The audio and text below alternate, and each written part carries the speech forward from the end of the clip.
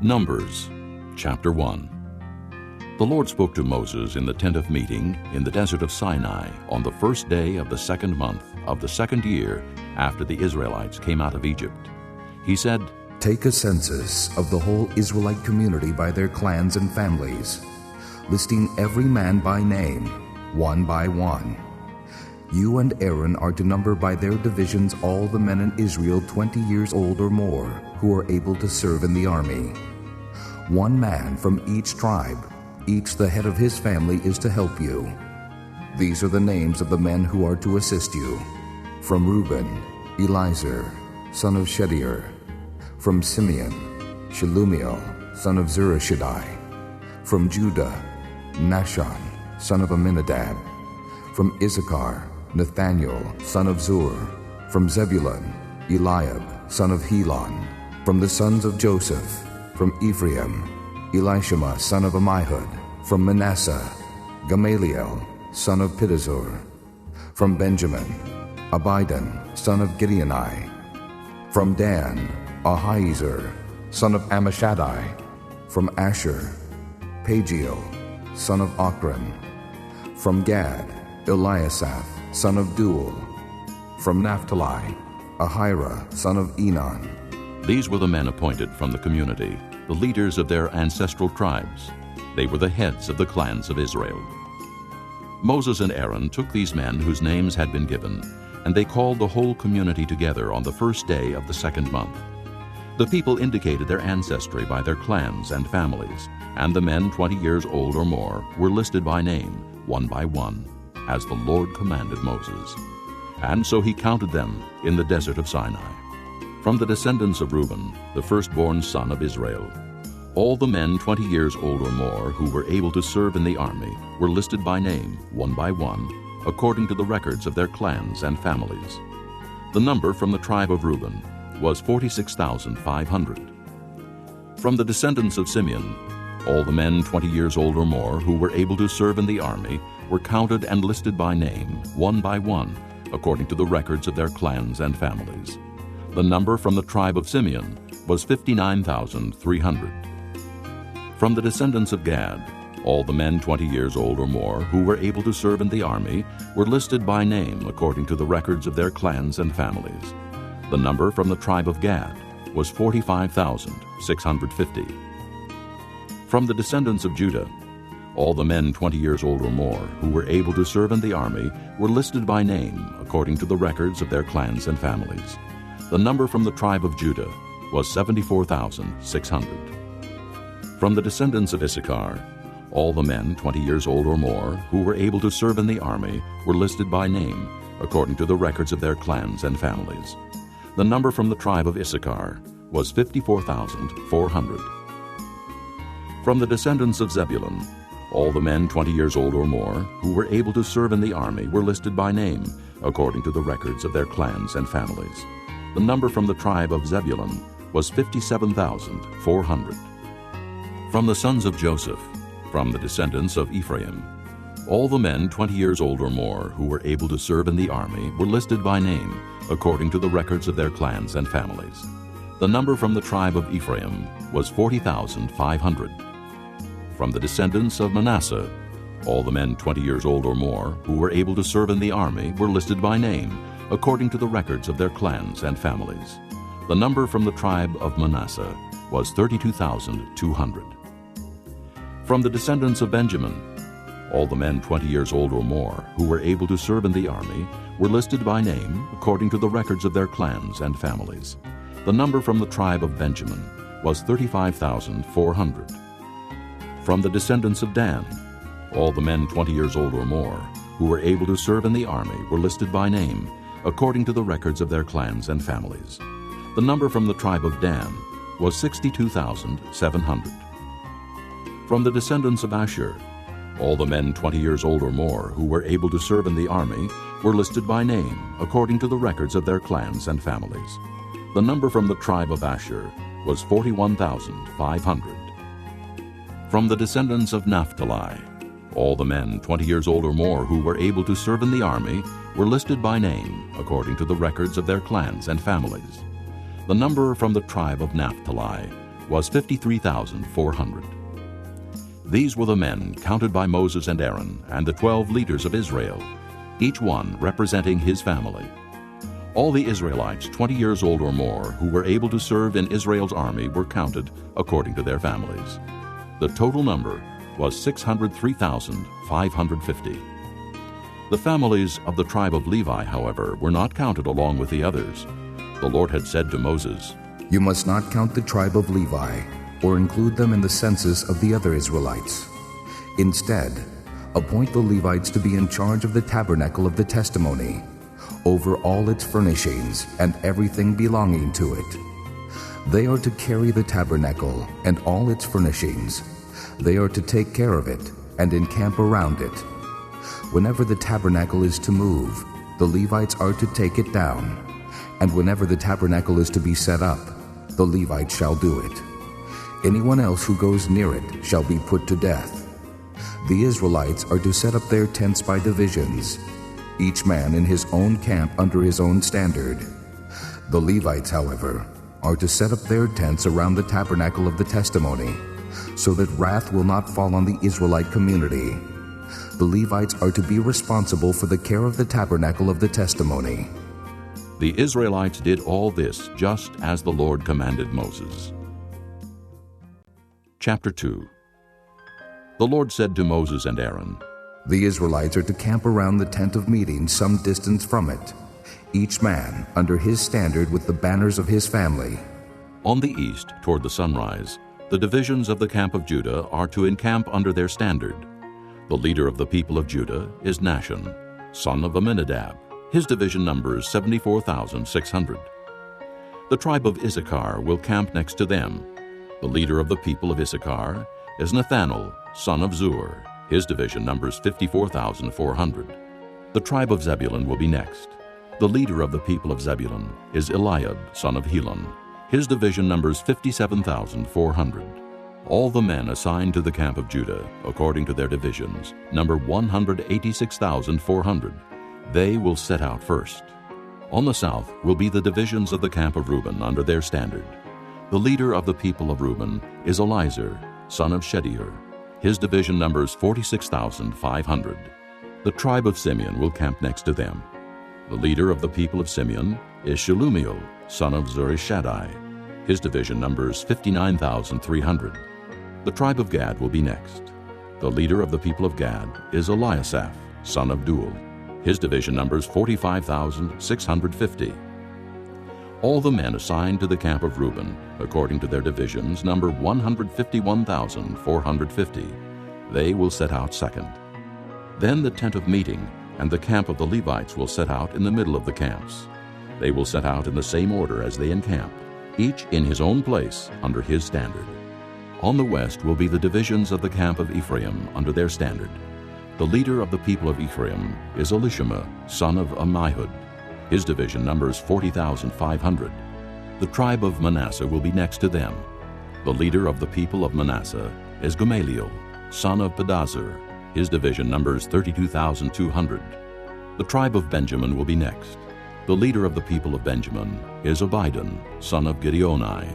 His division numbers 35,400. All the men assigned to the camp of Ephraim, according to their divisions, number 108,100. They will set out third. On the north will be the divisions of the camp of Dan under their standard. The leader of the people of Dan is Ahiezer, son of Ammishaddai. His division numbers 62,700. The tribe of Asher will camp next to them.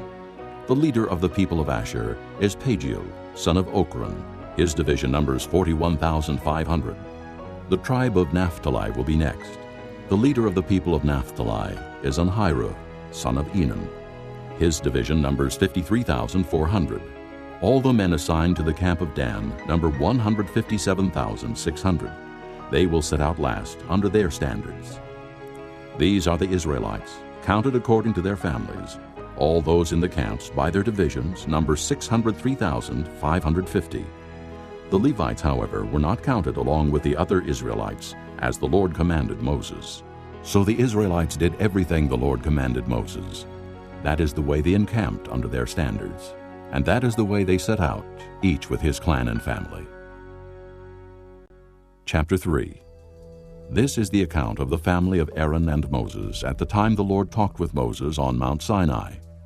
The names of the sons of Aaron were Nadab the firstborn and Abihu, Eleazar and Ithamar. Those were the names of Aaron's sons, the anointed priests, who were ordained to serve as priests.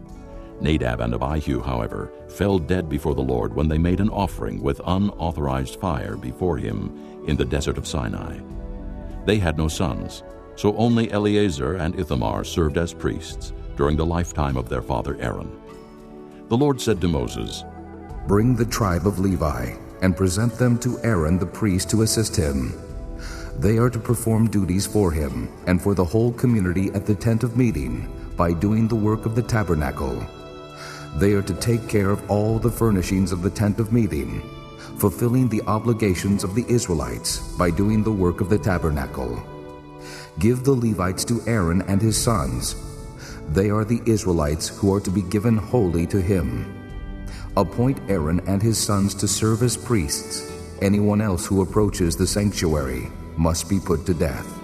The Lord also said to Moses, "I have taken the Levites from among the Israelites in place of the first male offspring of every Israelite woman. The Levites are mine, for all the firstborn are mine. When I struck down all the firstborn in Egypt, I set apart for myself every firstborn in Israel, whether man or animal. They are to be mine. I am the Lord." The Lord said to Moses in the desert of Sinai, "Count the Levites by their families and clans. Count every male a month old or more." So Moses counted them as he was commanded by the word of the Lord. These were the names of the sons of Levi: Gershon, Kohath, and Merari. These were the names of the Gershonite clans: Libni and Shimei. The Kohathite clans: Amram, Izhar, Hebron, and Uzziel. The Merarite clans: Malai and Mushi. These were the Levite clans according to their families. To Gershon belonged the clans of the Libnites and Shimeites. These were the Gershonite clans. The number of all the males a month old or more who were counted was 7,500. The Gershonite clans were to camp on the west behind the tabernacle. The leader of the families of the Gershonites was Eliasaph, son of Lael. At the tent of meeting, the Gershonites were responsible for the care of the tabernacle and tent, its coverings, the curtain at the entrance to the tent of meeting, the curtains of the courtyard, the curtain at the entrance to the courtyard surrounding the tabernacle and altar, and the ropes and everything related to their use. To Kohath belonged the clans of the Amramites, Izharites, Hebronites, and Uzzielites. These were the Kohathite clans. The number of all the males a month old or more was 8,600. The Kohathites were responsible for the care of the sanctuary. The Kohathite clans were to camp on the south side of the tabernacle. The leader of the families of the Kohathite clans was Elizaphan, son of Uzziel. They were responsible for the care of the ark, the table, the lampstand, the altars, the articles of the sanctuary used in ministering, the curtain, and everything related to their use. The chief leader of the Levites was Eleazar, son of Aaron the priest. He was appointed over those who were responsible for the care of the sanctuary. To Merari belonged the clans of the Malites and the Mushites. These were the Merarite clans. The number of all the males a month old or more who were counted was 6,200. The leader of the families of the Merarite clans was Zuriel, son of Abihail. They were to camp on the north side of the tabernacle. The Merarites were appointed to take care of the frames of the tabernacle, its crossbars, posts, bases, all its equipment, and everything related to their use, as well as the posts of the surrounding courtyard with their bases, tent pegs, and ropes. Moses and Aaron and his sons were to camp to the east of the tabernacle toward the sunrise in front of the tent of meeting. They were responsible for the care of the sanctuary on behalf of the Israelites. Anyone else who approached the sanctuary was to be put to death. The total number of Levites counted at the Lord's command by Moses and Aaron, according to their clans, including every male a month old or more, was 22,000. The Lord said to Moses, "Count all the firstborn Israelite males who are a month old or more and make a list of their names. Take the Levites for me in place of all the firstborn of the Israelites, and the livestock of the Levites in place of all the firstborn of the livestock of the Israelites. I am the Lord." So Moses counted all the firstborn of the Israelites as the Lord commanded him. The total number of firstborn males a month old or more, listed by name, was 22,273. The Lord also said to Moses, "Take the Levites in place of all the firstborn of Israel, and the livestock of the Levites in place of their livestock. The Levites are to be mine. I am the Lord. To redeem the 273 firstborn Israelites who exceed the number of the Levites, collect 5 shekels for each one, according to the sanctuary shekel, which weighs 20 gerahs. Give the money for the redemption of the additional Israelites to Aaron and his sons." So Moses collected the redemption money from those who exceeded the number redeemed by the Levites. From the firstborn of the Israelites, he collected silver weighing 1,365 shekels, according to the sanctuary shekel. Moses gave the redemption money to Aaron and his sons, as he was commanded by the word of the Lord. Chapter 4. The Lord said to Moses and Aaron, "Take a census of the Kohathite branch of the Levites by their clans and families. Count all the men from 30 to 50 years of age who come to serve in the work in the tent of meeting. This is the work of the Kohathites in the tent of meeting, the care of the most holy things. When the camp is to move, Aaron and his sons are to go in and take down the shielding curtain and cover the ark of the testimony with it. Then they are to cover this with hides of sea cows. Spread a cloth of solid blue over that, and put the poles in place. Over the table of the presence they are to spread a blue cloth, and put on it the plates, dishes, and bowls, and the jars for drink offerings. The bread that is continually there is to remain on it. Over these they are to spread a scarlet cloth.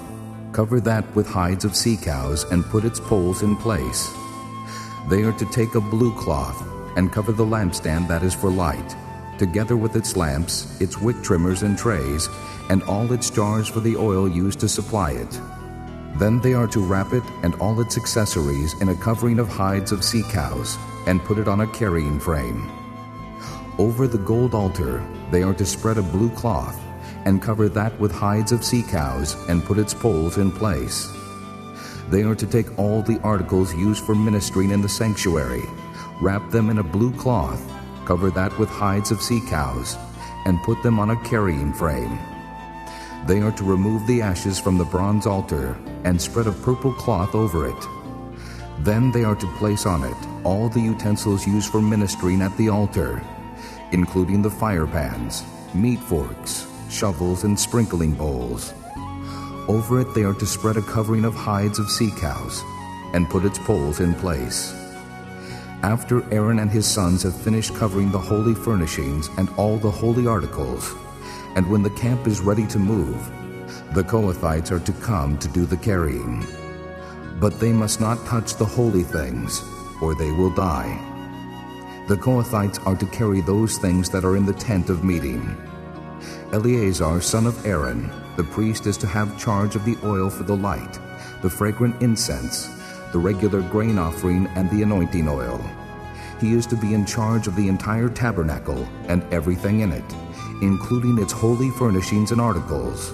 The Lord said to Moses and Aaron, "See that the Kohathite tribal clans are not cut off from the Levites, so that they may live and not die when they come near the most holy things. Do this for them. Aaron and his sons are to go into the sanctuary and assign to each man his work and what he is to carry. But the Kohathites must not go in to look at the holy things, even for a moment, or they will die." The Lord said to Moses, "Take a census also of the Gershonites by their families and clans. Count all the men from 30 to 50 years of age who come to serve in the work at the tent of meeting. This is the service of the Gershonite clans as they work and carry burdens. They are to carry the curtains of the tabernacle, the tent of meeting, its covering, and the outer covering of hides of sea cows, the curtains for the entrance to the tent of meeting, the curtains of the courtyard surrounding the tabernacle and altar, the curtain for the entrance, the ropes and all the equipment used in its service. The Gershonites are to do all that needs to be done with these things. All their service, whether carrying or doing other work, is to be done under the direction of Aaron and his sons. You shall assign to them as their responsibility all they are to carry. This is the service of the Gershonite clans at the tent of meeting. Their duties are to be under the direction of Ithamar, son of Aaron the priest. Count the Merarites by their clans and families. Count all the men from 30 to 50 years of age who come to serve in the work at the tent of meeting. This is their duty as they perform service at the tent of meeting, to carry the frames of the tabernacle, its crossbars, posts, and bases, as well as the posts of the surrounding courtyard with their bases, tent pegs, ropes, all their equipment and everything related to their use. Assign to each man the specific things he is to carry. This is the service of the Merarite clans as they work at the tent of meeting, under the direction of Ithamar, son of Aaron the priest. Moses, Aaron, and the leaders of the community counted the Kohathites by their clans and families. All the men from 30 to 50 years of age who came to serve in the work in the tent of meeting, counted by clans, were 2,750. This was the total of all those in the Kohathite clans who served in the tent of meeting. Moses and Aaron counted them according to the Lord's command through Moses.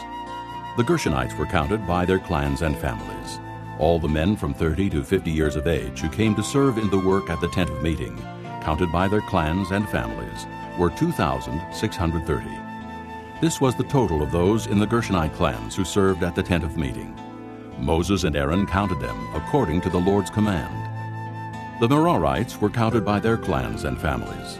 All the men from 30 to 50 years of age who came to serve in the work at the tent of meeting, counted by their clans, were 3,200. This was the total of those in the Merarite clans. Moses and Aaron counted them according to the Lord's command through Moses.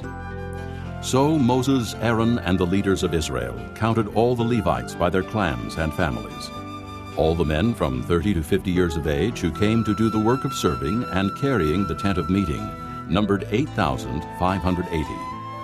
At the Lord's command through Moses, each was assigned his work and told what to carry. Thus they were counted as the Lord commanded Moses. Chapter 5. The Lord said to Moses, Command the Israelites to send away from the camp anyone who has an infectious skin disease or a discharge of any kind, or who is ceremonially unclean because of a dead body. Send away male and female alike. Send them outside the camp, so they will not defile their camp where I dwell among them. The Israelites did this. They sent them outside the camp. They did just as the Lord had instructed Moses.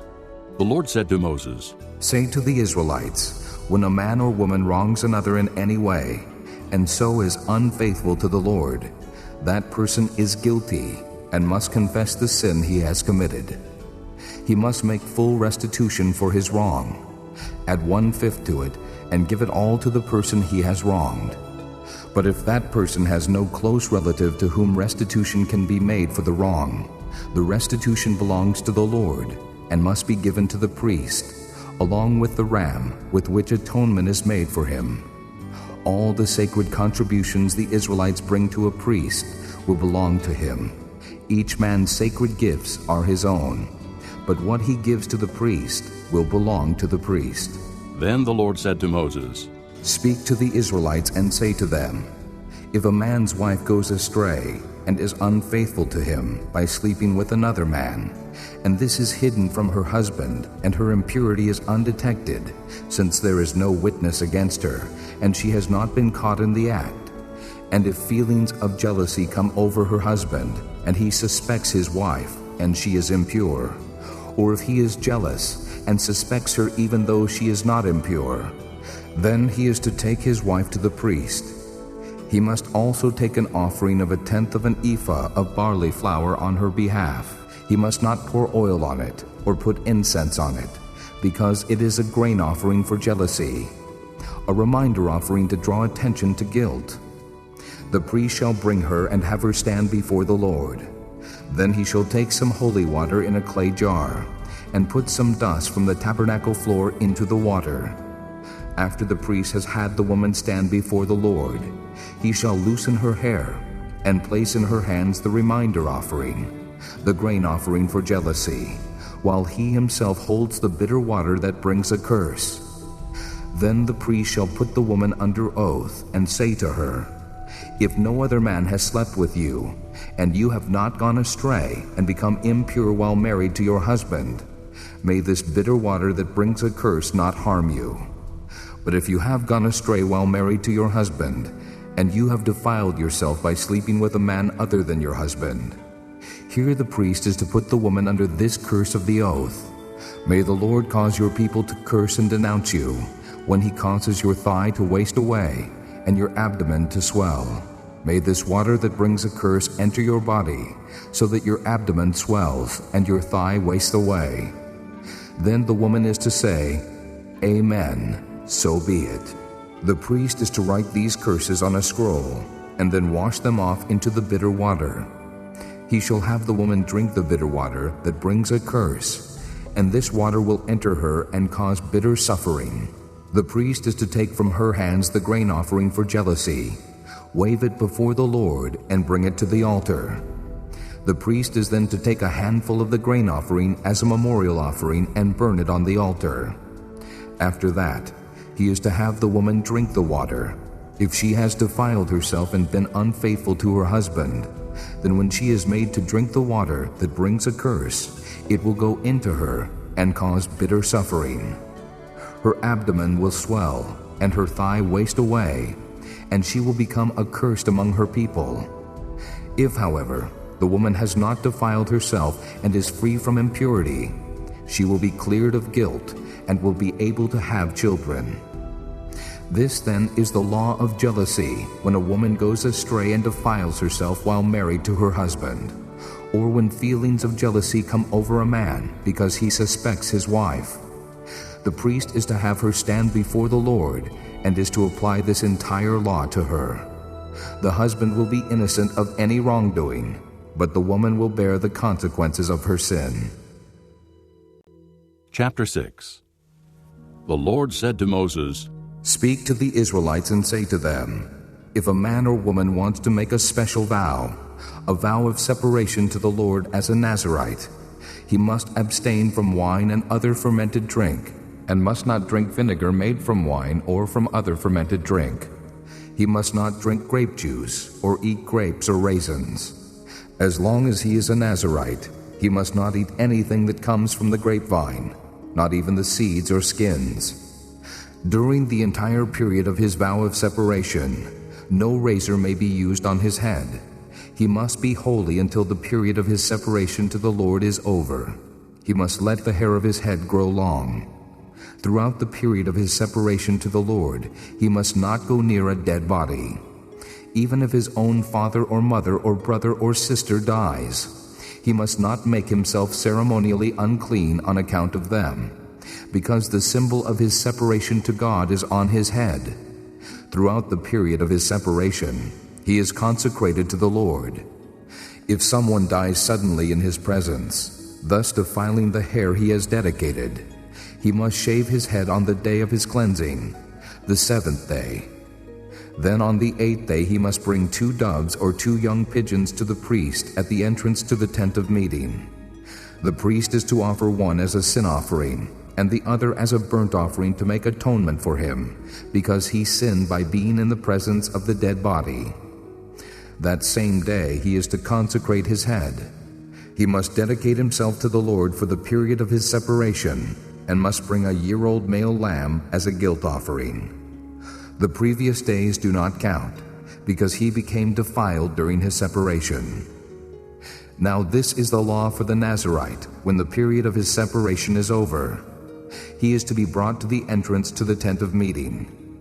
There he is to present his offerings to the Lord: a year-old male lamb without defect for a burnt offering, a year-old ewe lamb without defect for a sin offering, a ram without defect for a fellowship offering, together with their grain offerings and drink offerings, and a basket of bread made without yeast, cakes made of fine flour mixed with oil, and wafers spread with oil.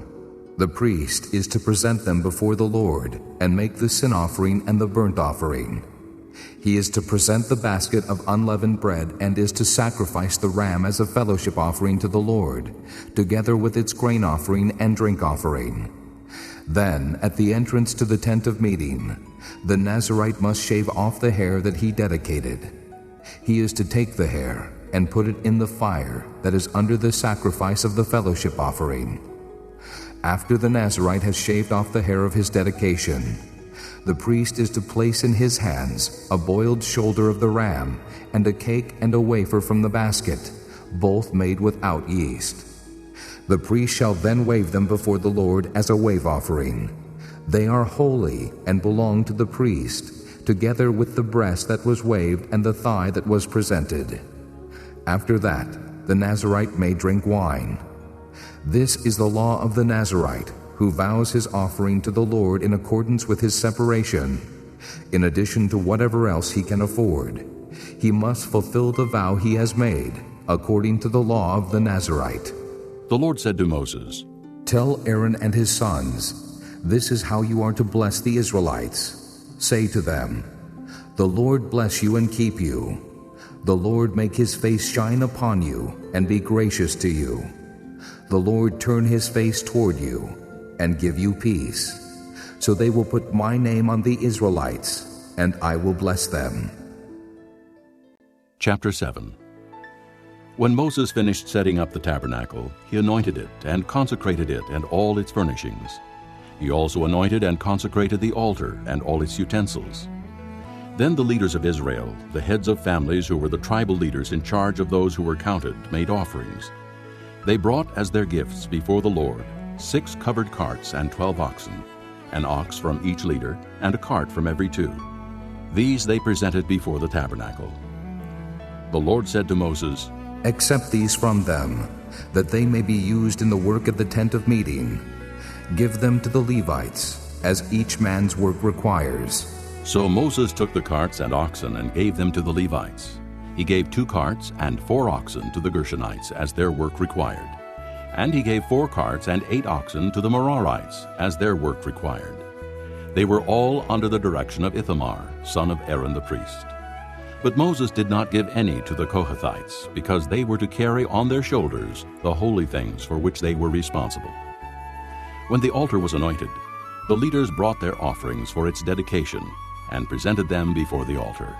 For the Lord had said to Moses, Each day, one leader is to bring his offering for the dedication of the altar. The one who brought his offering on the first day was Nahshon, son of Amminadab of the tribe of Judah.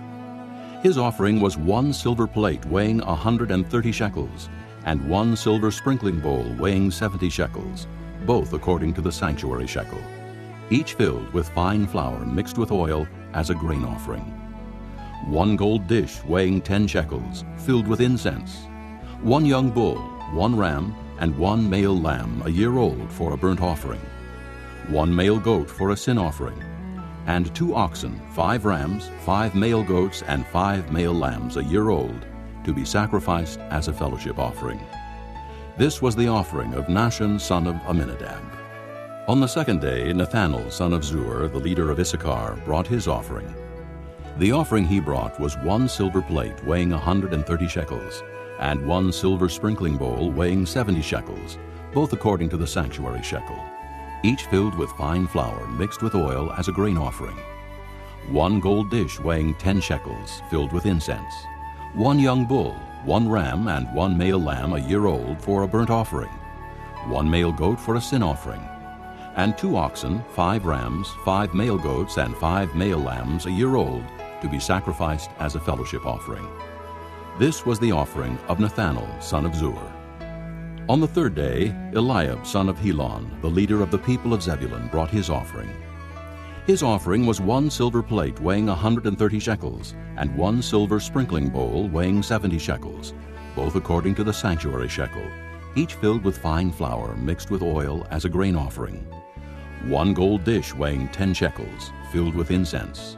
1 young bull, 1 ram, and 1 male lamb a year old for a burnt offering. 1 male goat for a sin offering. And 2 oxen, 5 rams, 5 male goats, and 5 male lambs a year old, to be sacrificed as a fellowship offering. This was the offering of Eliab, son of Helon. On the fourth day, Elizur, son of Shedeur, the leader of the people of Reuben, brought his offering. His offering was 1 silver plate weighing 130 shekels, and 1 silver sprinkling bowl weighing 70 shekels, both according to the sanctuary shekel, each filled with fine flour mixed with oil as a grain offering. 1 gold dish weighing 10 shekels, filled with incense. 1 young bull, 1 ram, and 1 male lamb a year old for a burnt offering. 1 male goat for a sin offering, and 2 oxen, 5 rams, 5 male goats, and 5 male lambs a year old to be sacrificed as a fellowship offering. This was the offering of Elizur, son of Shedeur. On the 5th day, Shelumiel, son of Zurishaddai, the leader of the people of Simeon, brought his offering. His offering was 1 silver plate weighing 130 shekels, and 1 silver sprinkling bowl weighing 70 shekels, both according to the sanctuary shekel, each filled with fine flour mixed with oil as a grain offering. 1 gold dish weighing 10 shekels, filled with incense. 1 young bull, 1 ram, and 1 male lamb a year old for a burnt offering. 1 male goat for a sin offering, and 2 oxen, 5 rams, 5 male goats, and 5 male lambs a year old to be sacrificed as a fellowship offering. This was the offering of Shelumiel, son of Zurishaddai.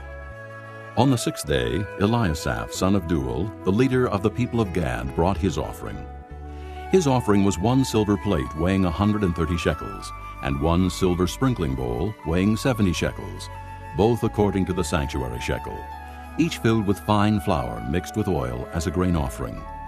1 gold dish weighing 10 shekels, filled with incense. 1 young bull, 1 ram, and 1 male lamb a year old for a burnt offering. 1 male goat for a sin offering, and 2 oxen, 5 rams, 5 male goats, and 5 male lambs a year old to be sacrificed as a fellowship offering. This was the offering of Eliasaph, son of Deuel. On the 7th day, Elishama, son of Ammihud, the leader of the people of Ephraim, brought his offering. His offering was 1 silver plate weighing 130 shekels, and 1 silver sprinkling bowl weighing 70 shekels, both according to the sanctuary shekel, each filled with fine flour mixed with oil as a grain offering. 1 gold dish weighing 10 shekels, filled with incense. 1 young bull, 1 ram, and 1 male lamb a year old for a burnt offering. 1 male goat for a sin offering, and 2 oxen, 5 rams, 5 male goats, and 5 male lambs a year old to be sacrificed as a fellowship offering. This was the offering of Elishama, son of Ammihud. On the 8th day, Gamaliel, son of Pedazur, the leader of the people of Manasseh, brought his offering. His offering was 1 silver plate weighing 130 shekels, and 1 silver sprinkling bowl weighing 70 shekels, both according to the sanctuary shekel, each filled with fine flour mixed with oil as a grain offering. 1 gold dish weighing 10 shekels, filled with incense. 1 young bull, 1 ram, and 1 male lamb a year old for a burnt offering. 1 male goat for a sin offering, and 2 oxen, 5 rams, 5 male goats, and 5 male lambs a year old to be sacrificed as a fellowship offering. This was the offering of Gamaliel, son of Pedazur.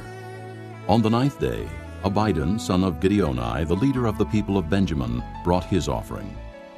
His offering was 1 silver plate weighing 130 shekels, and 1 silver sprinkling bowl weighing 70 shekels, both according to the sanctuary shekel, each filled with fine flour mixed with oil as a grain offering. 1 gold dish weighing 10 shekels, filled with incense. 1 young bull, 1 ram, and 1 male lamb a year old for a burnt offering. 1 male goat for a sin offering, and 2 oxen, 5 rams, 5 male goats, and 5 male lambs a year old to be sacrificed as a fellowship offering. This was the offering of Abidan, son of Gideoni. On the 10th day, Ahiezer, son of Ammishaddai, the leader of the people of Dan, brought his offering. His offering was 1 silver plate weighing 130 shekels, and 1 silver sprinkling bowl weighing 70 shekels, both according to the sanctuary shekel, each filled with fine flour mixed with oil as a grain offering. 1 gold dish weighing 10 shekels, filled with incense. 1 young bull, 1 ram, and 1 male lamb a year old for a burnt offering.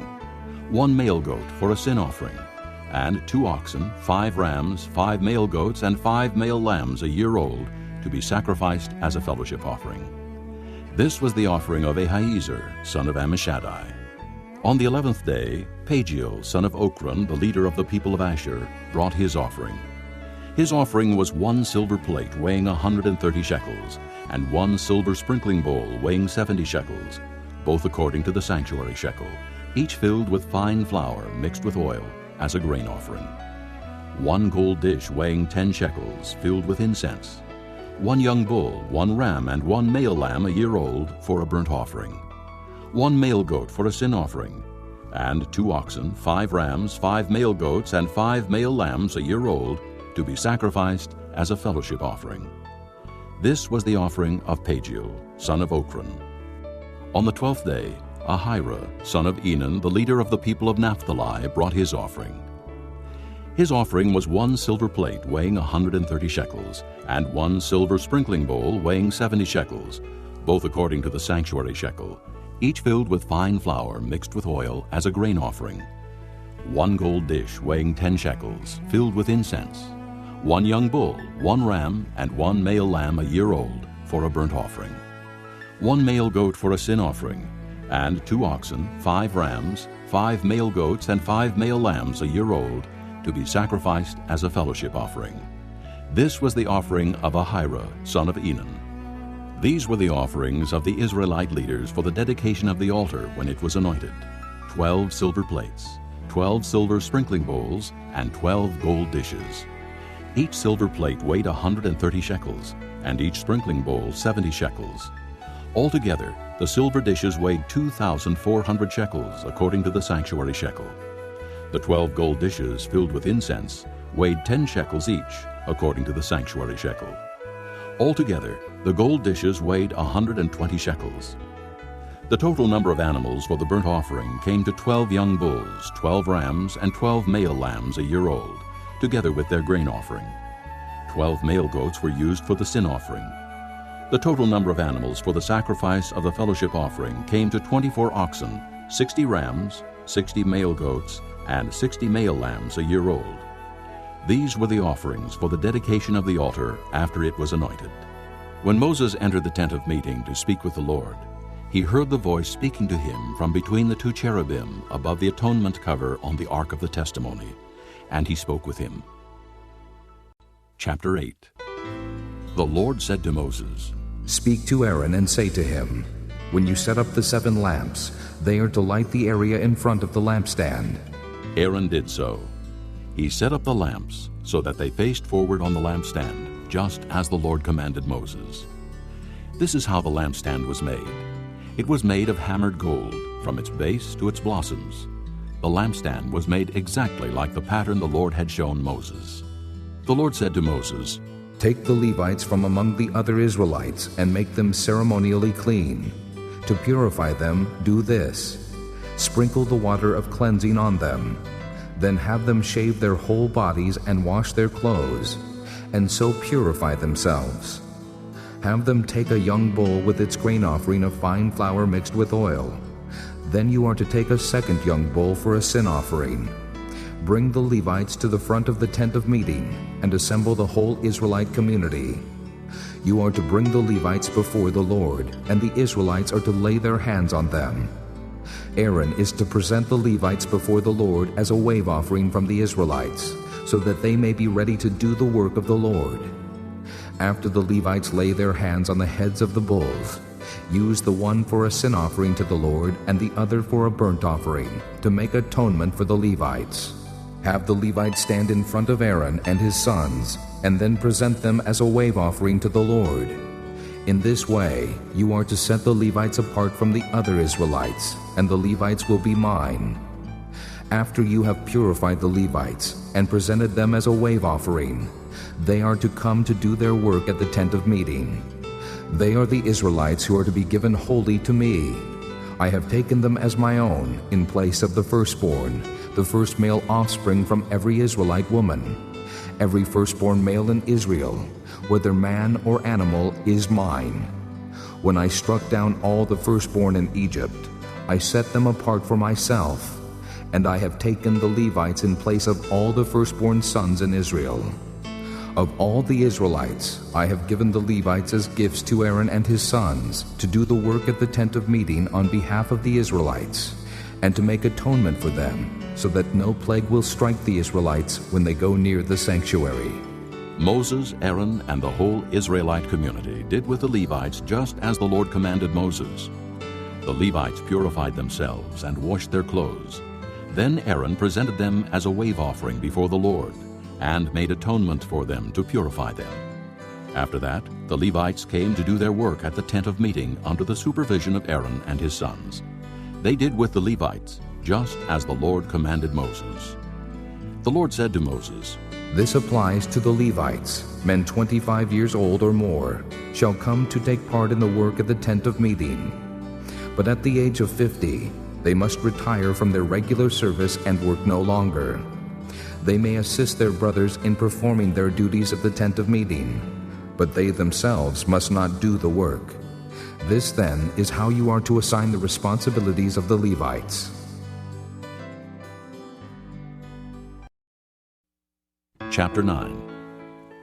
The Lord spoke to Moses in the desert of Sinai in the first month of the second year after they came out of Egypt. He said, Have the Israelites celebrate the Passover at the appointed time. Celebrate it at the appointed time, at twilight on the 14th day of this month, in accordance with all its rules and regulations. So Moses told the Israelites to celebrate the Passover, and they did so in the desert of Sinai at twilight on the 14th day of the first month. The Israelites did everything just as the Lord commanded Moses. But some of them could not celebrate the Passover on that day because they were ceremonially unclean on account of a dead body. So they came to Moses and Aaron that same day and said to Moses, We have become unclean because of a dead body. But why should we be kept from presenting the Lord's offering with the other Israelites at the appointed time? Moses answered them, Wait until I find out what the Lord commands concerning you. Then the Lord said to Moses, Tell the Israelites, when any of you or your descendants are unclean because of a dead body, or are away on a journey, they may still celebrate the Lord's Passover. They are to celebrate it on the 14th day of the second month at twilight. They are to eat the lamb, together with unleavened bread and bitter herbs. They must not leave any of it till morning, or break any of its bones. When they celebrate the Passover, they must follow all the regulations. But if a man who is ceremonially clean and not on a journey fails to celebrate the Passover, that person must be cut off from his people, because he did not present the Lord's offering at the appointed time. That man will bear the consequences of his sin. An alien living among you who wants to celebrate the Lord's Passover must do so in accordance with its rules and regulations. You must have the same regulations for the alien and the native-born. On the day the tabernacle, the tent of the testimony, was set up, the cloud covered it. From evening till morning the cloud above the tabernacle looked like fire. That is how it continued to be. The cloud covered it, and at night it looked like fire. Whenever the cloud lifted from above the tent, the Israelites set out. Wherever the cloud settled, the Israelites encamped. At the Lord's command, the Israelites set out, and at his command they encamped. As long as the cloud stayed over the tabernacle, they remained in camp. When the cloud remained over the tabernacle a long time, the Israelites obeyed the Lord's order and did not set out. Sometimes the cloud was over the tabernacle only a few days. At the Lord's command, they would encamp, and then at his command they would set out. Sometimes the cloud stayed only from evening till morning, and when it lifted in the morning, they set out. Whether by day or by night, whenever the cloud lifted, they set out. Whether the cloud stayed over the tabernacle for 2 days, or a month, or a year, the Israelites would remain in camp and not set out. But when it lifted, they would set out. At the Lord's command they encamped, and at the Lord's command they set out.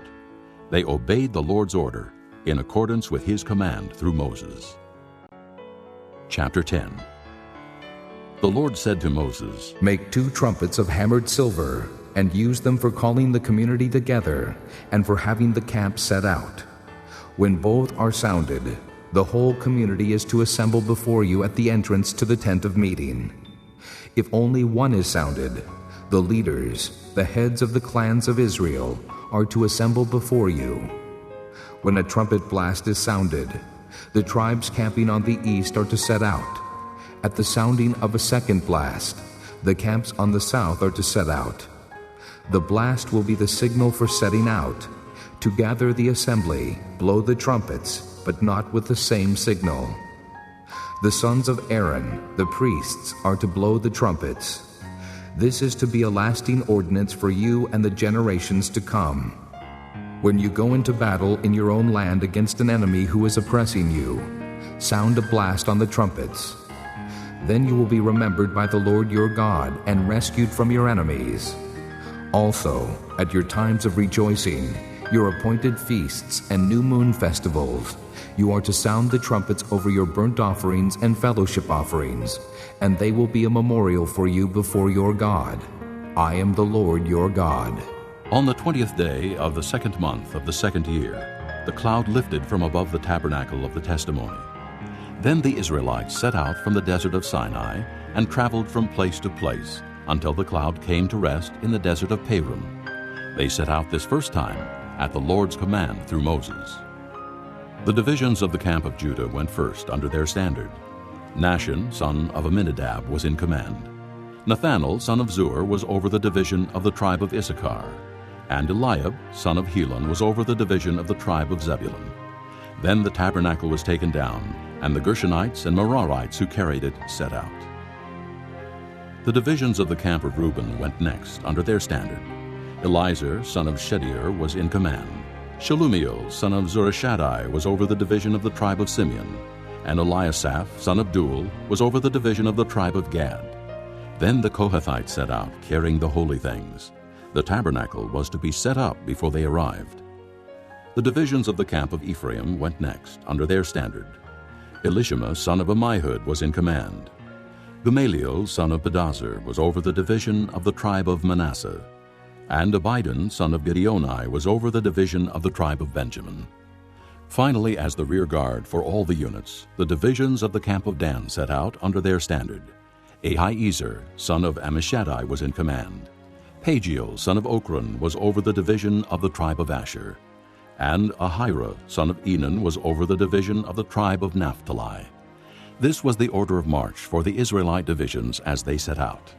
Now Moses said to Hobab, son of Reuel the Midianite, Moses' father-in-law, We are setting out for the place about which the Lord said, I will give it to you. Come with us, and we will treat you well, for the Lord has promised good things to Israel. He answered, No, I will not go. I am going back to my own land and my own people. But Moses said, Please do not leave us. You know where we should camp in the desert, and you can be our eyes. If you come with us, we will share with you whatever good things the Lord gives us. So they set out from the mountain of the Lord and traveled for 3 days. The ark of the covenant of the Lord went before them during those 3 days to find them a place to rest. The cloud of the Lord was over them by day when they set out from the camp. Whenever the ark set out, Moses said, Rise up, O Lord. May your enemies be scattered. May your foes flee before you. Whenever it came to rest, he said, Return, O Lord, to the countless thousands of Israel. Chapter 11. Now the people complained about their hardships in the hearing of the Lord, and when he heard them, his anger was aroused. Then fire from the Lord burned among them and consumed some of the outskirts of the camp. When the people cried out to Moses, he prayed to the Lord, and the fire died down. So that place was called Taberah, because fire from the Lord had burned among them. The rabble with them began to crave other food, and again the Israelites started wailing and said, If only we had meat to eat! We remember the fish we ate in Egypt at no cost. Also the cucumbers, melons, leeks, onions, and garlic. But now we have lost our appetite. We never see anything but this manna. The manna was like coriander seed and looked like resin.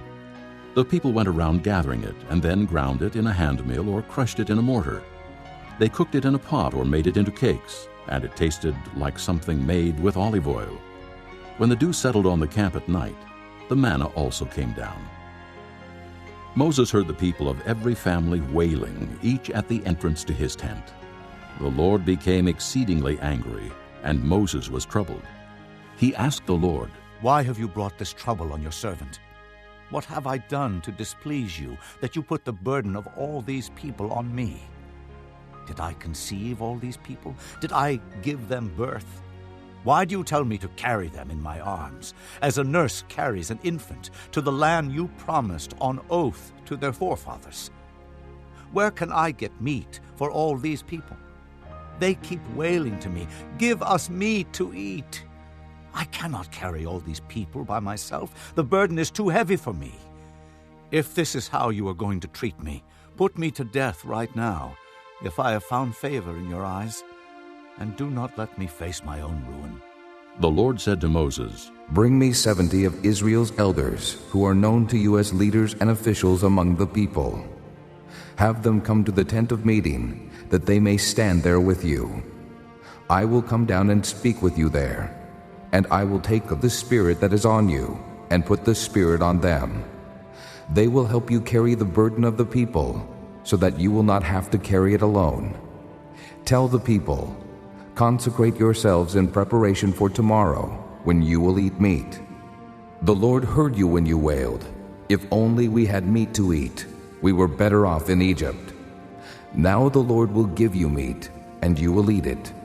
You will not eat it for just 1 day or 2 days, or 5, 10, or 20 days, but for a whole month, until it comes out of your nostrils and you loathe it, because you have rejected the Lord who is among you, and have wailed before him, saying, "Why did we ever leave Egypt?"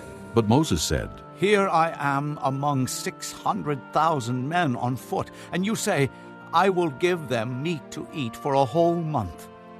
Would they have enough if flocks and herds were slaughtered for them? Would they have enough if all the fish in the sea were caught for them?"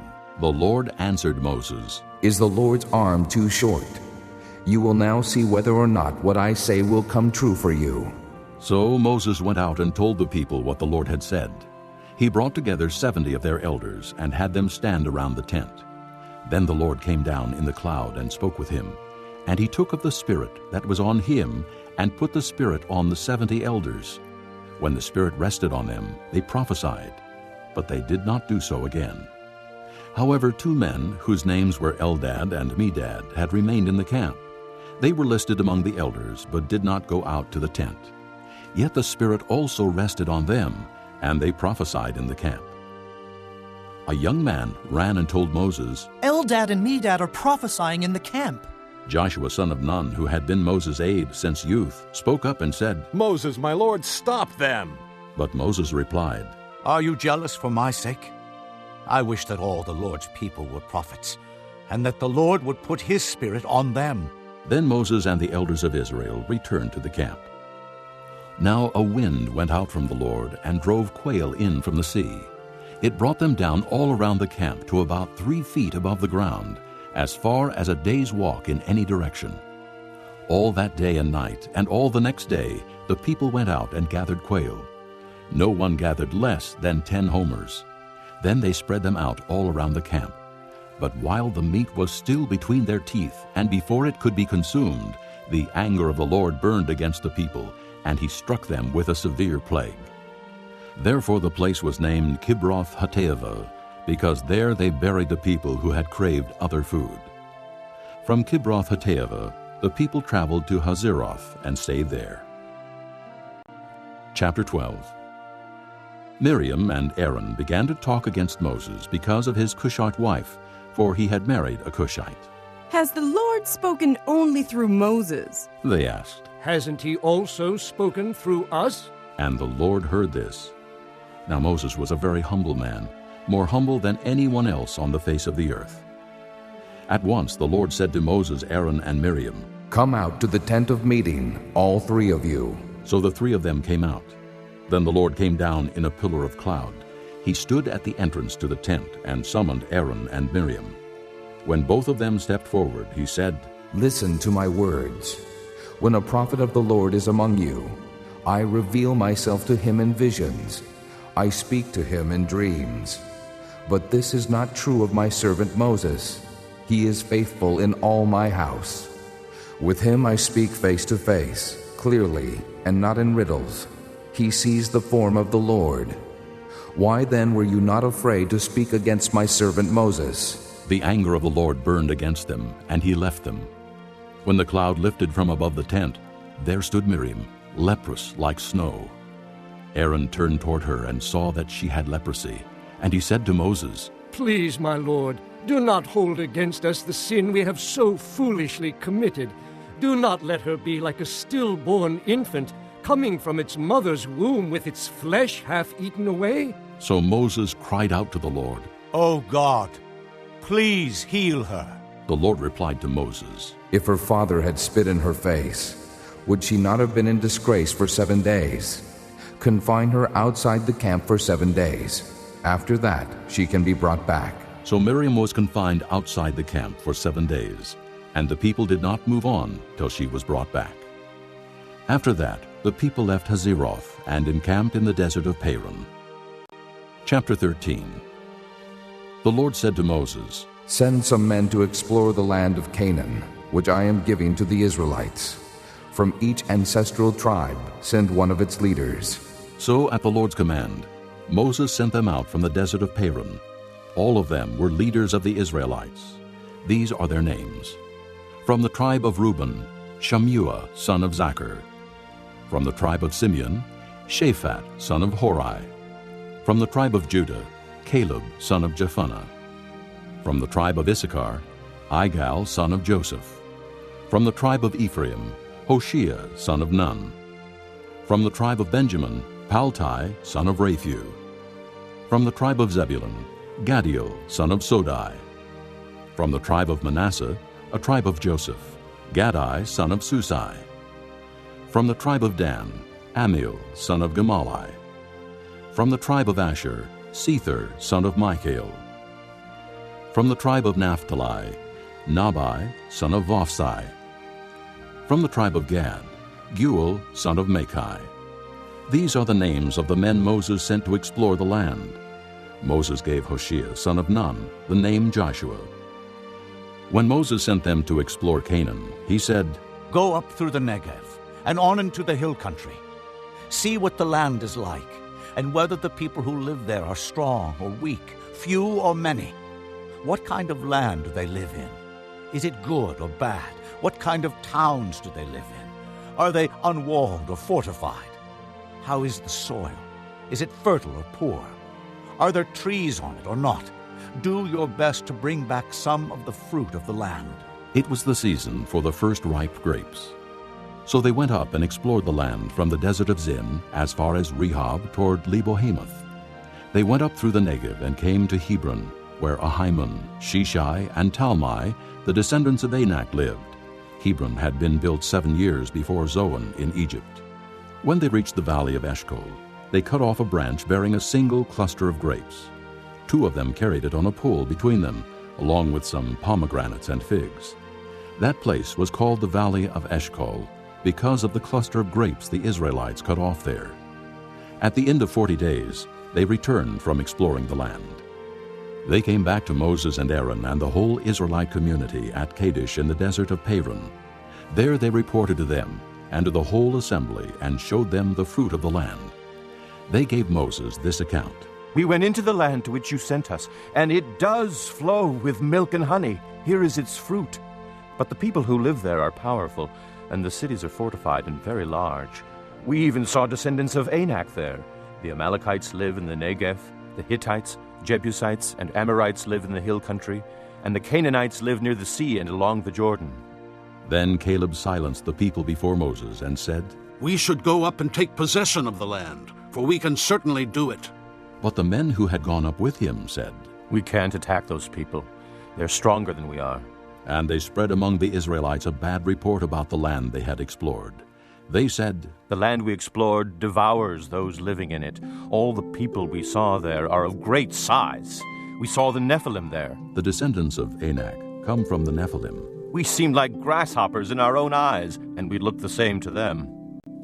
Chapter 14. That night all the people of the community raised their voices and wept aloud. All the Israelites grumbled against Moses and Aaron, and the whole assembly said to them, "If only we had died in Egypt or in this desert!" Why is the Lord bringing us to this land only to let us fall by the sword? Our wives and children will be taken as plunder. Wouldn't it be better for us to go back to Egypt? And they said to each other, We should choose a leader and go back to Egypt. Then Moses and Aaron fell face down in front of the whole Israelite assembly gathered there. Joshua son of Nun and Caleb son of Jephunneh, who were among those who had explored the land, tore their clothes and said to the entire Israelite assembly, The land we passed through and explored is exceedingly good. If the Lord is pleased with us, He will lead us into that land, a land flowing with milk and honey, and will give it to us. Only do not rebel against the Lord, and do not be afraid of the people of the land, because we will swallow them up. Their protection is gone, but the Lord is with us. Do not be afraid of them. But the whole assembly talked about stoning them. Then the glory of the Lord appeared at the tent of meeting to all the Israelites. The Lord said to Moses, How long will these people treat me with contempt? How long will they refuse to believe in me, in spite of all the miraculous signs I have performed among them? I will strike them down with a plague and destroy them, but I will make you into a nation greater and stronger than they. Moses said to the Lord, Then the Egyptians will hear about it. By your power you brought these people up from among them, and they will tell the inhabitants of this land about it.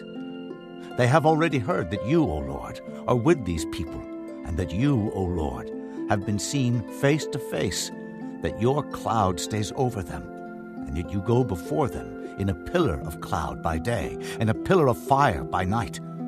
If you put these people to death all at one time, the nations who have heard this report about you will say, The Lord was not able to bring these people into the land He promised them on oath, so He slaughtered them in the desert.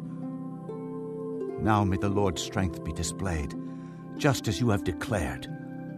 The Lord is slow to anger, abounding in love and forgiving sin and rebellion.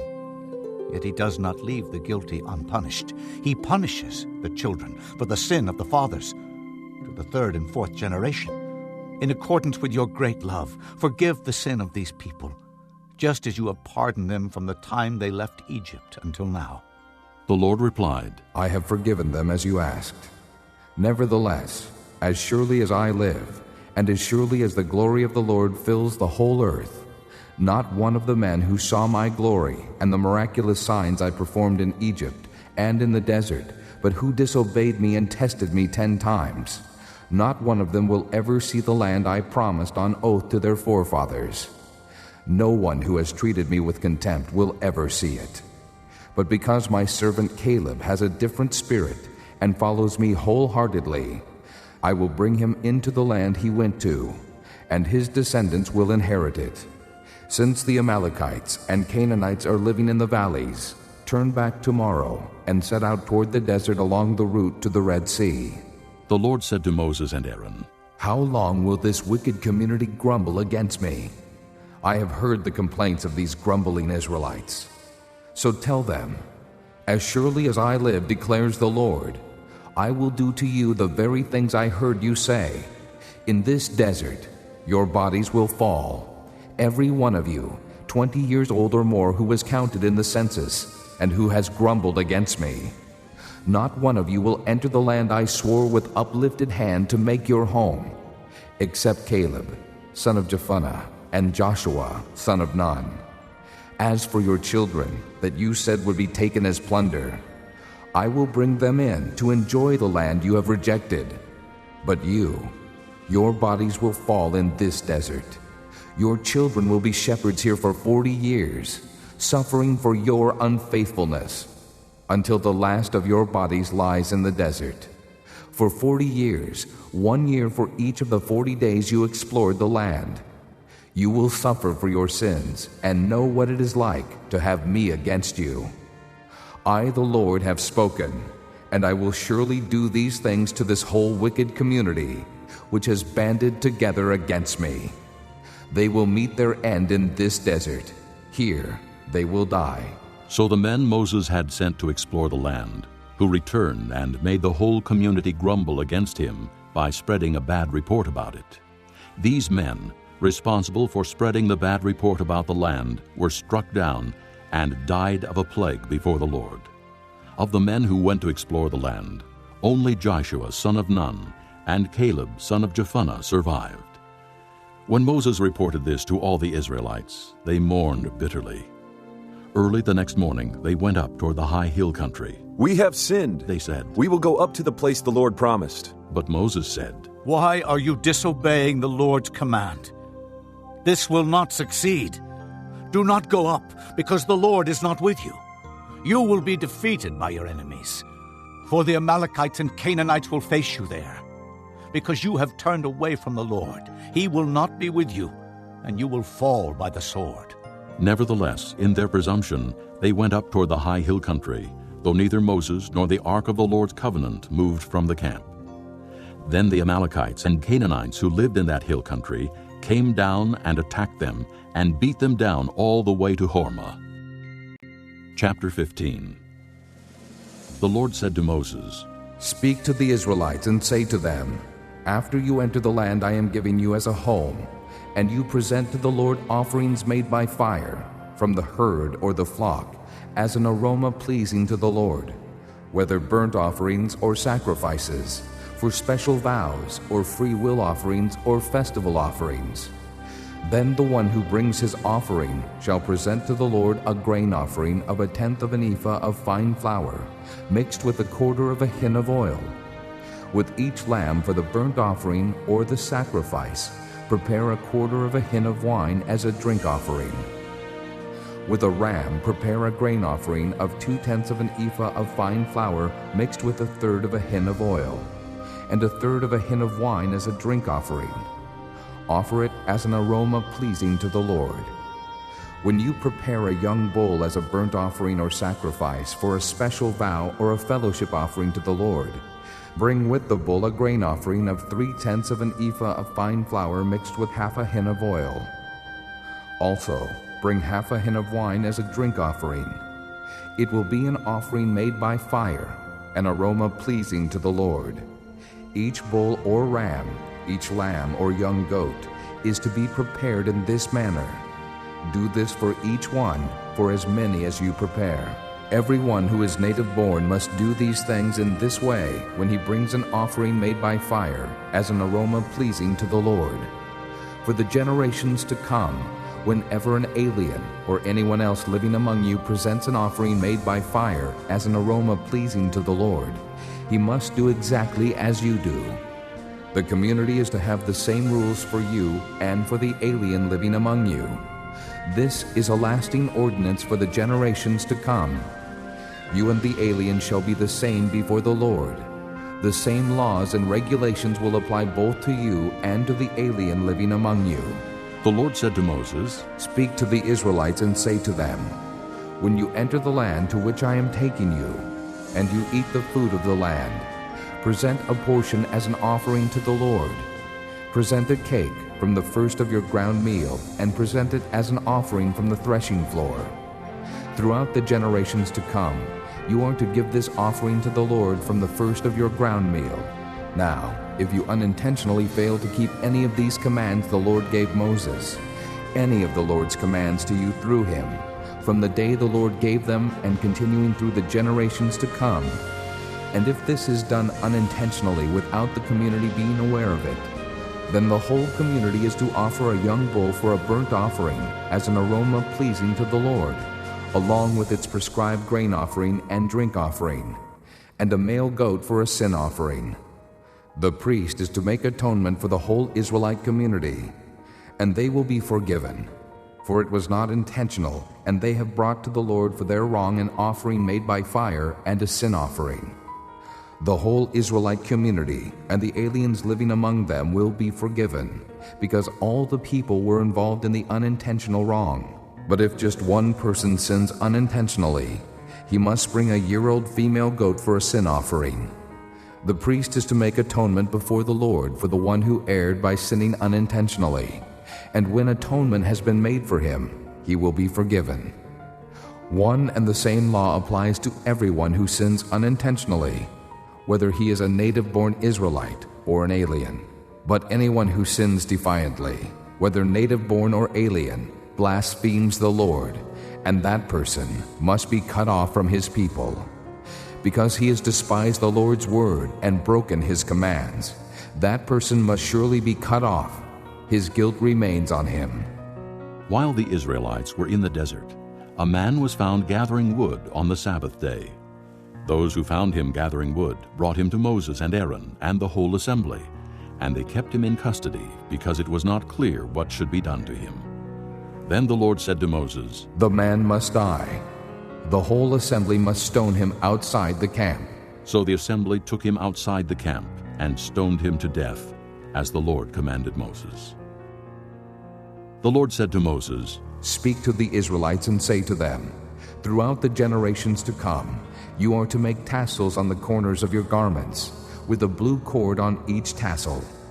You will have these tassels to look at, and so you will remember all the commands of the Lord, that you may obey them, and not prostitute yourselves by going after the lusts of your own hearts and eyes. Then you will remember to obey all my commands, and will be consecrated to your God. I am the Lord your God, who brought you out of Egypt to be your God. I am the Lord your God." Chapter 16. Korah, son of Izhar, the son of Kohath, the son of Levi, and certain Reubenites, Dathan and Abiram, sons of Eliab, and On, son of Peleth, became insolent and rose up against Moses. With them were 250 Israelite men, well-known community leaders who had been appointed members of the council. They came as a group to oppose Moses and Aaron, and said to them, "You have gone too far. The whole community is holy, every one of them, and the Lord is with them. Why then do you set yourselves above the Lord's assembly?" When Moses heard this, he fell face down. Then he said to Korah and all his followers, "In the morning, the Lord will show who belongs to him and who is holy, and he will have that person come near him. The man he chooses, he will cause to come near him. You, Korah, and all your followers are to do this. Take censers, and tomorrow put fire and incense in them before the Lord. The man the Lord chooses will be the one who is holy. You Levites have gone too far." Moses also said to Korah, "Now listen, you Levites. Isn't it enough for you that the God of Israel has separated you from the rest of the Israelite community and brought you near himself to do the work at the Lord's tabernacle and to stand before the community and minister to them? He has brought you and all your fellow Levites near himself, but now you are trying to get the priesthood too. It is against the Lord that you and all your followers have banded together. Who is Aaron that you should grumble against him?" Then Moses summoned Dathan and Abiram, the sons of Eliab. But they said, "We will not come.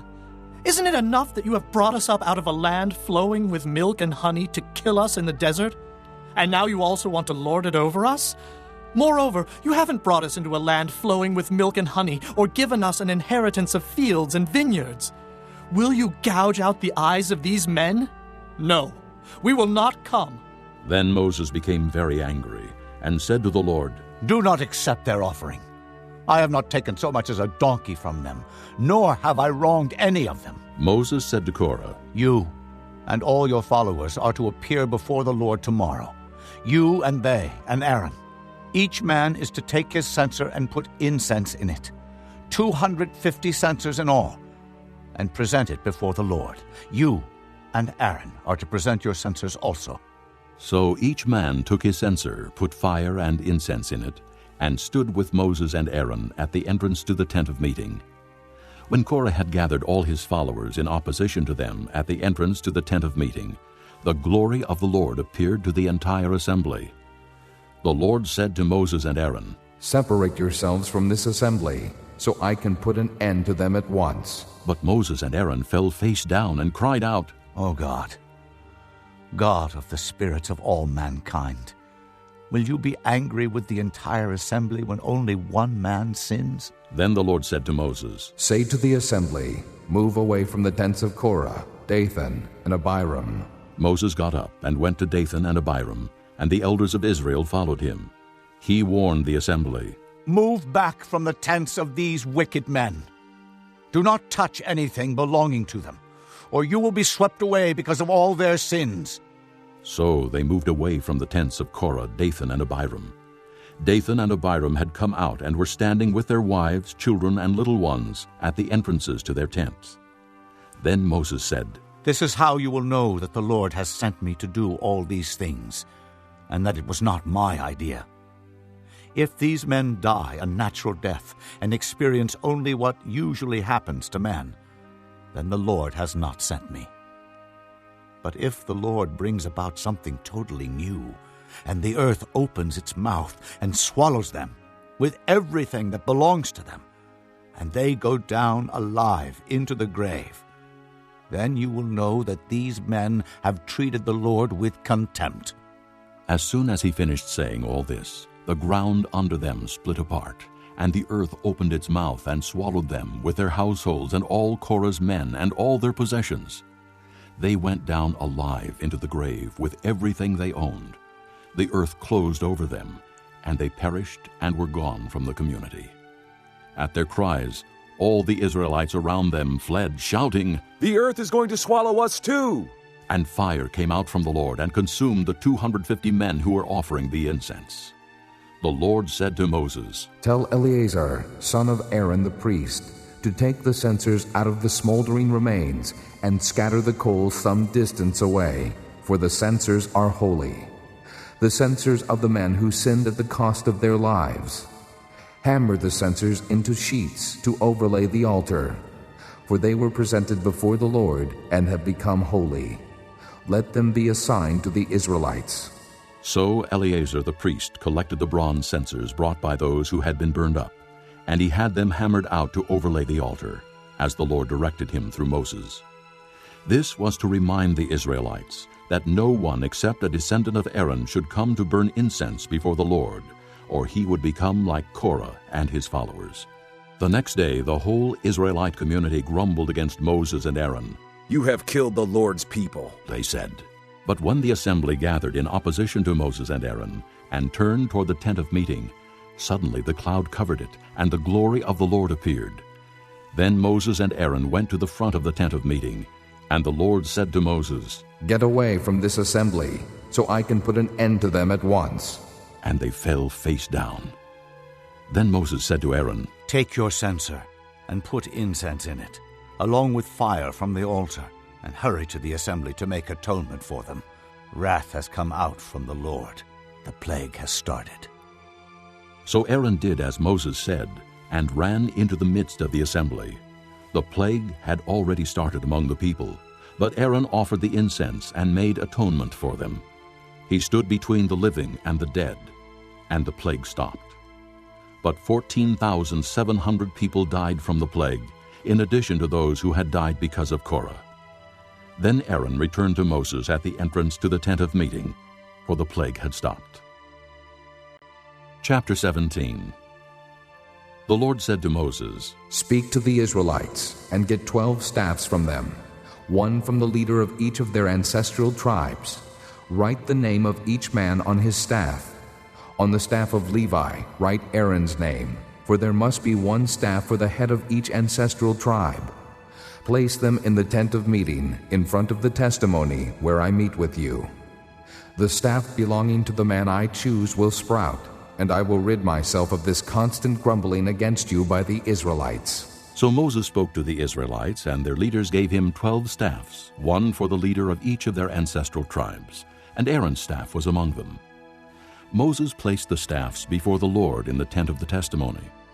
The next day Moses entered the tent of the testimony and saw that Aaron's staff, which represented the house of Levi, had not only sprouted, but had budded, blossomed, and produced almonds. Then Moses brought out all the staffs from the Lord's presence to all the Israelites. They looked at them, and each man took his own staff. The Lord said to Moses, "Put back Aaron's staff in front of the testimony, to be kept as a sign to the rebellious. This will put an end to their grumbling against me, so that they will not die." Moses did just as the Lord commanded him. The Israelites said to Moses, "We will die. We are lost. We are all lost. Anyone who even comes near the tabernacle of the Lord will die. Are we all going to die?" Chapter 18. The Lord said to Aaron, You, your sons, and your father's family are to bear the responsibility for offenses against the sanctuary, and you and your sons alone are to bear the responsibility for offenses against the priesthood. Bring your fellow Levites from your ancestral tribe to join you and assist you when you and your sons minister before the tent of the testimony. They are to be responsible to you and are to perform all the duties of the tent. But they must not go near the furnishings of the sanctuary or the altar, or both they and you will die. They are to join you and be responsible for the care of the tent of meeting, all the work at the tent, and no one else may come near where you are. You are to be responsible for the care of the sanctuary and the altar, so that wrath will not fall on the Israelites again. I myself have selected your fellow Levites from among the Israelites as a gift to you, dedicated to the Lord to do the work at the tent of meeting. But only you and your sons may serve as priests in connection with everything at the altar and inside the curtain. I am giving you the service of the priesthood as a gift. Anyone else who comes near the sanctuary must be put to death. Then the Lord said to Aaron, I myself have put you in charge of the offerings presented to me.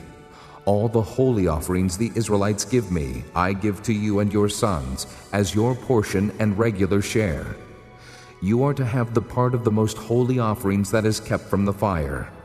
From all the gifts they bring me as most holy offerings, whether grain or sin or guilt offerings, that part belongs to you and your sons. Eat it as something most holy. Every male shall eat it. You must regard it as holy. This also is yours, whatever is set aside from the gifts of all the wave offerings of the Israelites. I give this to you and your sons and daughters as your regular share. Everyone in your household who is ceremonially clean may eat it. I give you all the finest olive oil, and all the finest new wine and grain they give the Lord as the first fruits of their harvest. All the land's first fruits that they bring to the Lord will be yours. Everyone in your household who is ceremonially clean may eat it. Everything in Israel that is devoted to the Lord is yours. The first offspring of every womb, both man and animal, that is offered to the Lord is yours. But you must redeem every firstborn son and every firstborn male of unclean animals. When they are a month old, you must redeem them at the redemption price set at 5 shekels of silver, according to the sanctuary shekel, which weighs 20 gerahs. But you must not redeem the firstborn of an ox, a sheep, or a goat. They are holy. Sprinkle their blood on the altar and burn their fat as an offering made by fire, an aroma pleasing to the Lord. Their meat is to be yours, just as the breast of the wave offering and the right thigh are yours. Whatever is set aside from the holy offerings the Israelites present to the Lord, I give to you and your sons and daughters as your regular share. It is an everlasting covenant of salt before the Lord for both you and your offspring. The Lord said to Aaron, You will have no inheritance in their land, nor will you have any share among them. I am your share and your inheritance among the Israelites.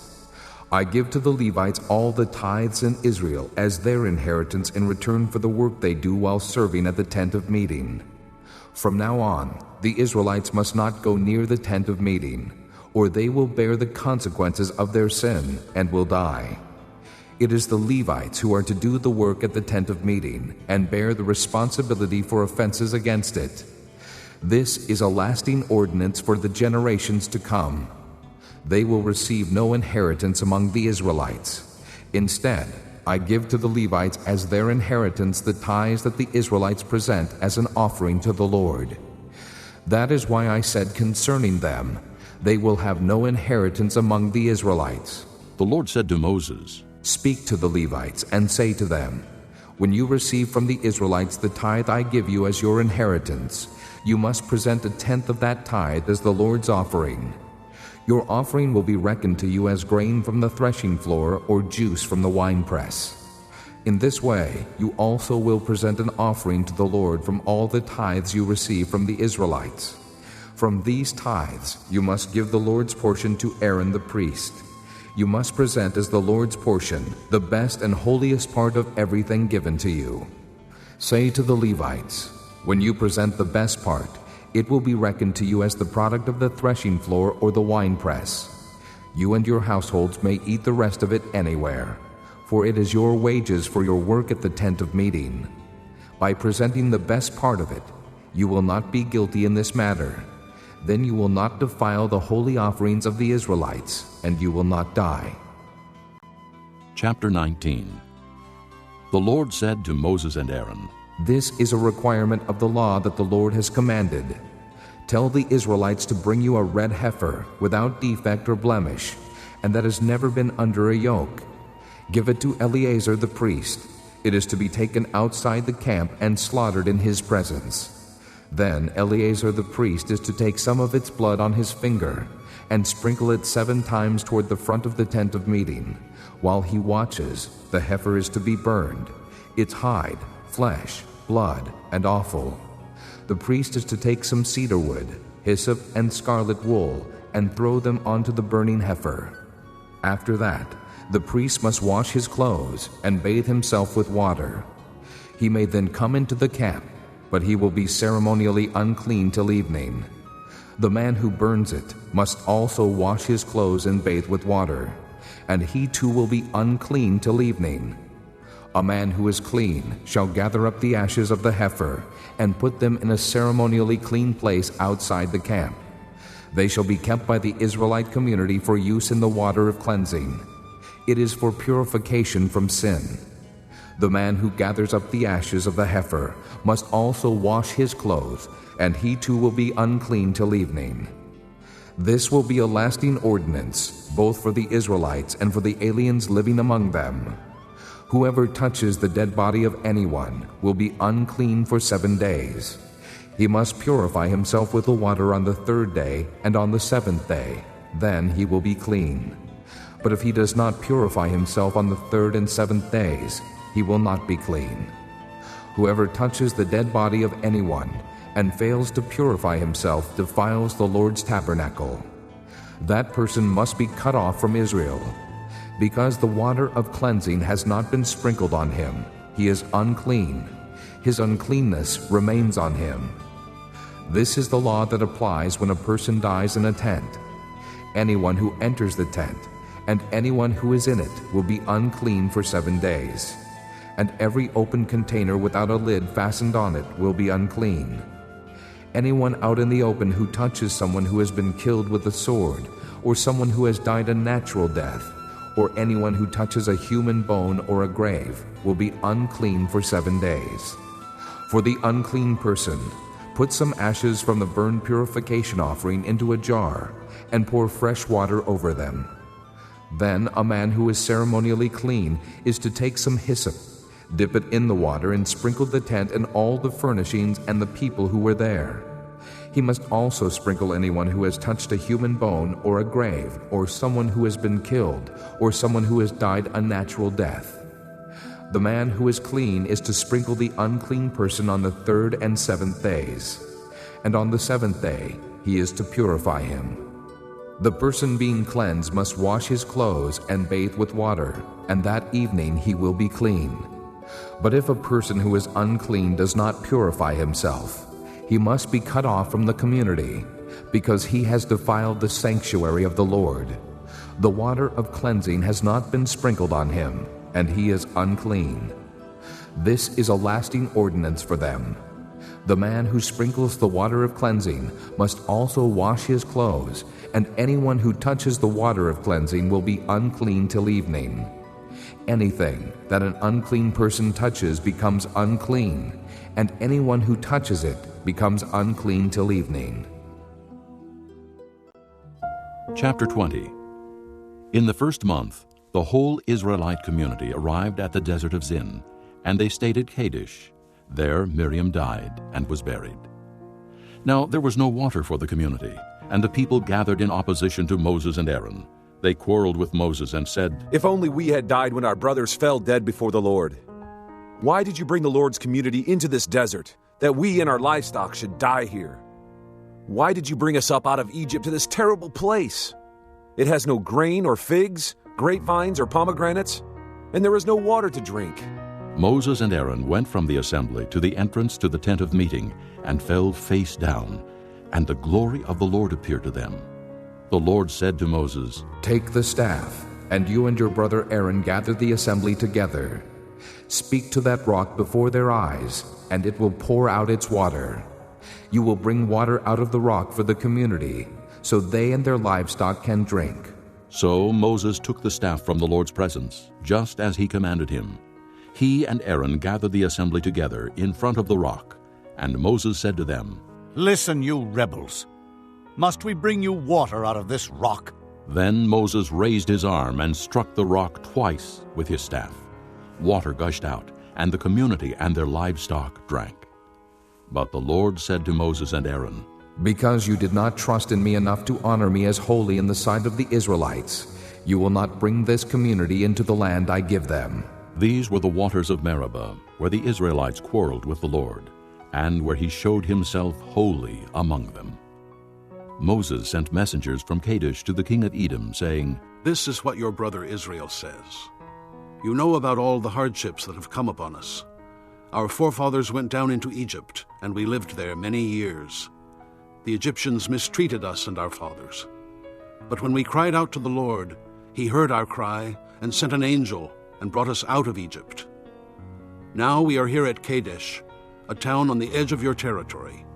Please, let us pass through your country. We will not go through any field or vineyard or drink water from any well. We will travel along the king's highway and not turn to the right or to the left until we have passed through your territory." But Edom answered, "You may not pass through here. If you try, we will march out and attack you with the sword." The Israelites replied, "We will go along the main road, and if we or our livestock drink any of your water, we will pay for it. We only want to pass through on foot, nothing else." Again they answered, "You may not pass through." Then Edom came out against them with a large and powerful army. Since Edom refused to let them go through their territory, Israel turned away from them. The whole Israelite community set out from Kadesh and came to Mount Hor. At Mount Hor, near the border of Edom, the Lord said to Moses and Aaron, "Aaron will be gathered to his people. He will not enter the land I give the Israelites, because both of you rebelled against my command at the waters of Meribah. Get Aaron and his son Eleazar and take them up Mount Hor. Remove Aaron's garments and put them on his son Eleazar, for Aaron will be gathered to his people. He will die there." Moses did as the Lord commanded. They went up Mount Hor in the sight of the whole community. Moses removed Aaron's garments and put them on his son Eleazar, and Aaron died there on top of the mountain.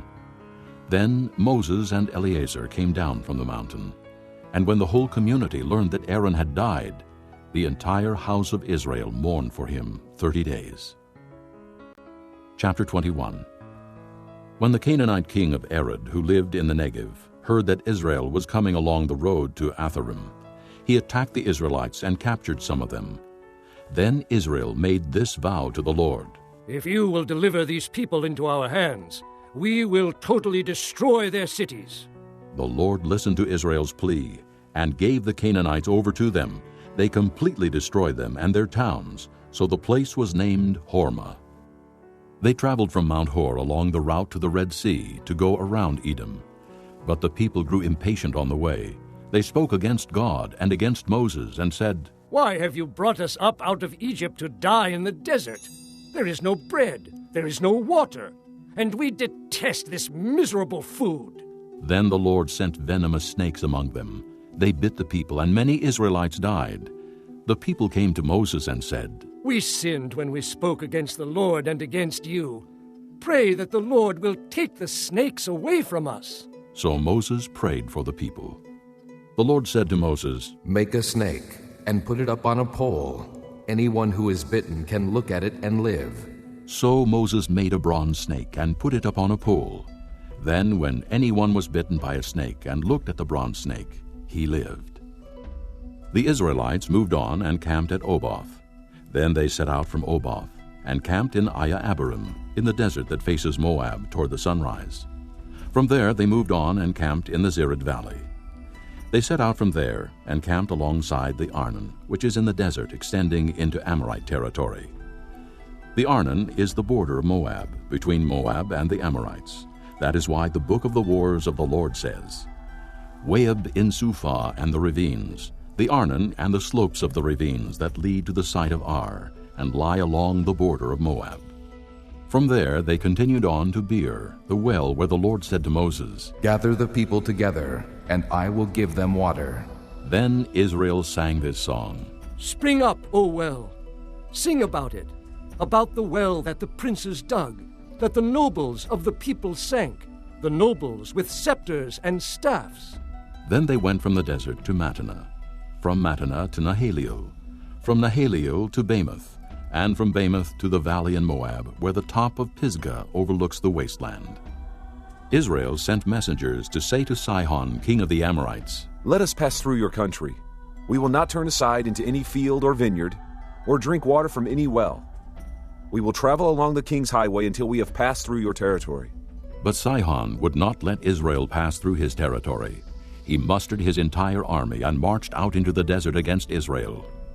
When he reached Jahaz, he fought with Israel. Israel, however, put him to the sword and took over his land from the Arnon to the Jabbok, but only as far as the Ammonites, because their border was fortified. Israel captured all the cities of the Amorites and occupied them, including Heshbon and all its surrounding settlements. Heshbon was the city of Sihon, king of the Amorites, who had fought against the former king of Moab, and had taken from him all his land as far as the Arnon. That is why the poets say, Come to Heshbon, and let it be rebuilt. Let Sihon's city be restored. Fire went out from Heshbon, a blaze from the city of Sihon. It consumed Ar of Moab, the citizens of Arnon's heights. Woe to you, O Moab! You are destroyed, O people of Chemosh. He has given up his sons as fugitives, and his daughters as captives, to Sihon, king of the Amorites. But we have overthrown them. Heshbon is destroyed all the way to Dibon. We have demolished them as far as Nophah, which extends to Medeba. So Israel settled in the land of the Amorites. After Moses had sent spies to Jazer, the Israelites captured its surrounding settlements and drove out the Amorites who were there. Then they turned and went up along the road toward Bashan, and Og, king of Bashan, and his whole army marched out to meet them in battle at Edrei. The Lord said to Moses, Do not be afraid of him, for I have handed him over to you with his whole army and his land. Do to him what you did to Sihon, king of the Amorites, who reigned in Heshbon. So they struck him down, together with his sons and his whole army, leaving them no survivors, and they took possession of his land.